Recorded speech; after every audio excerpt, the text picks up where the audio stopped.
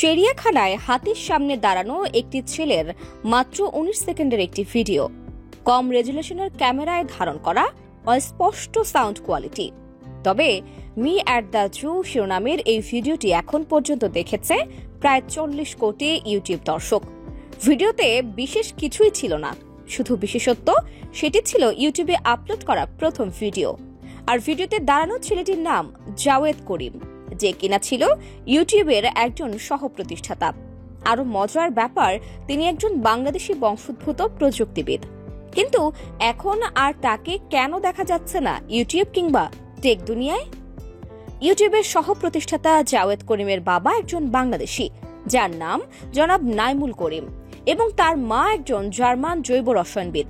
ছোটবেলা মায়ের সাথে জার্মানিতেই কেটেছে তার। 1992 সালে তিনি পরিবার সহ যুক্তরাষ্ট্রের মিনেসোটাতে পাড়ি জমান। যুক্তরাষ্ট্রেই কম্পিউটার সায়েন্সে পড়াশোনা করেছেন জাওয়াদ। পড়াশোনার সময় পেপালে ইন্টার্ন হিসেবে যোগ দেন। সেখানে কাজ করতে গিয়েই তার পরিচয় হয় স্টিভ চেন এবং চাদ হার্লিয়ের সঙ্গে।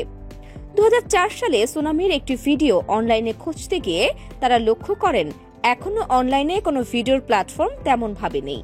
সেখান থেকেই ইউটিউব তৈরির ধারণা মাথায় আসে তাদের। ইউটিউবের মূল ধারণা ও প্রযুক্তি কাঠামো দাঁড় করানোর পেছনে জাওয়েদের বড় ভূমিকা ছিল। পরীক্ষামূলকভাবে ইউটিউবে প্রথম ভিডিওটিও দেয়া হয় জাওয়াদ করিমের মি অ্যাট দ্য জু নামে। তবে তিনি অন্যান্যদের মতো সক্রিয়ভাবে অফিসে কাজ করতেন না। সে সময় তিনি স্ট্যানফোর্ডে মাস্টার্সে ভর্তি হন। তৈরির এই বছরের মাথায় ব্যাপক জনপ্রিয়তা পায় ইউটিউব। তবে পরিচালনা ব্যয় যোগাতে না পারায় এটিকে বিক্রির সিদ্ধান্ত নেয় এর প্রতিষ্ঠাতারা। 2006 সালে গুগল ইউটিউবকে কিনে নেয় $1.65 বিলিয়ন। ইউটিউবের 3.6% শেয়ার হিসেবে জাওয়েদ পেয়েছিলেন প্রায় $64 মিলিয়ন। এরপর থেকেই খুব একটা সামনে দেখা যায়নি জাওয়েদকে, বরং পেছন থেকে কাজ করতেন। ইউটিউব বিক্রির টাকা তিনি বিভিন্ন টেক স্টার্টআপে অ্যাঞ্জেল ইনভেস্টর হিসেবে বিনিয়োগ শুরু করেন। বেশ কয়েকটি সফল স্টার্টআপে বিনিয়োগ করেন বলে জানা যায়।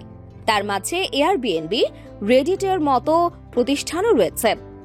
বর্তমানে জাওয়াদ করিম পাবলিক লাইফে খুব কমই আসেন। ব্যক্তিগত জীবন রাখেন গোপন।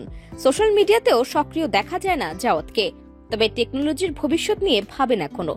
2021 সালে ইউটিউব যখন ডিসলাইকের সংখ্যা লুকিয়ে ফেলে, তখন তিনি বিরোধিতা করেন।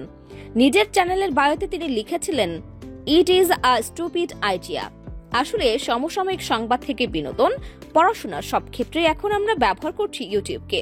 আর সেই ইউটিউবেরই সহ প্রতিষ্ঠাতা একজন বাংলাদেশি বংশোদ্ভূত বাঙালি হিসেবে এখানে গর্বের জায়গা থেকেই যায়।